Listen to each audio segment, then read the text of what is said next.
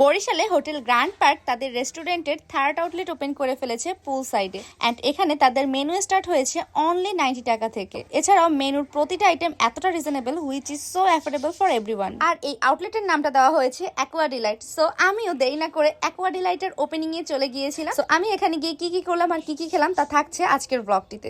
Hey hello আসসালামু আলাইকুম, কি অবস্থা সবার? তো আমি চলে এলাম গ্র্যান্ড পার্কের থার্ড আউটলেট অ্যাকোয়া ডিলাইটের ওপেনিং এ। হোটেল গ্র্যান্ড পার্কের সেকেন্ড আউটলেটটা কিন্তু তাদের রেস্টুরেন্টের ঠিক সামনেই হচ্ছে টি কর্নার এন্ড তারা তাদের থার্ড আউটলেট ওপেন করেছে পুল সাইডে। সো এখন আমি সেই পুল সাইডেই চলে যাচ্ছি অ্যাকোয়া ডিলাইটের সেই আউটলেটে। পুল সাইডে যেতেই দেখতে পাবেন এখানে তাদের মেনুটা বড় করে শো করা আছে।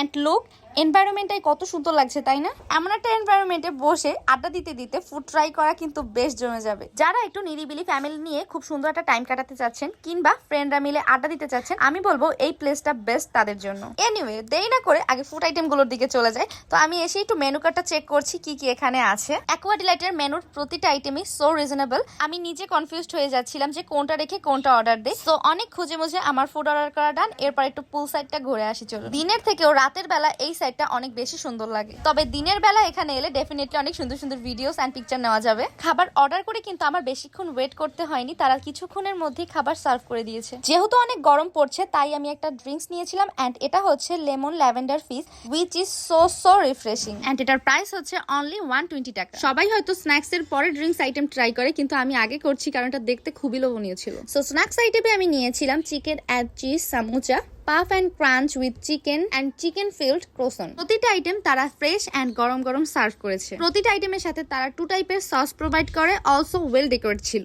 এই স্যামোচাটা অনেক মজা ছিল। উপরের ক্রাঞ্চিনেসটা যেমন অনেক বেশি, তেমন ভিতরেও চিকেনে ফুল ফিল ছিল। আর এই ক্রোসনটা এত সফট আর ভিতরে ফুল ফিল ছিল চিকেনে, যে দেখতেই পাচ্ছেন ভিতরের চিকেনটা খুবই সফট এবং জুসি ছিল। ক্রোসনের সাথে ফ্রেঞ্চ ফ্রাই ছিল।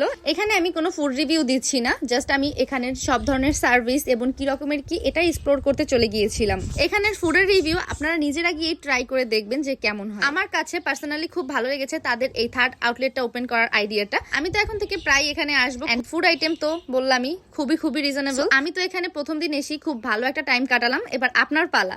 সো আজকের মতো আমার ব্লগটি এখানেই শেষ করছি। আল্লাহ হাফেজ, আসসালামু আলাইকুম।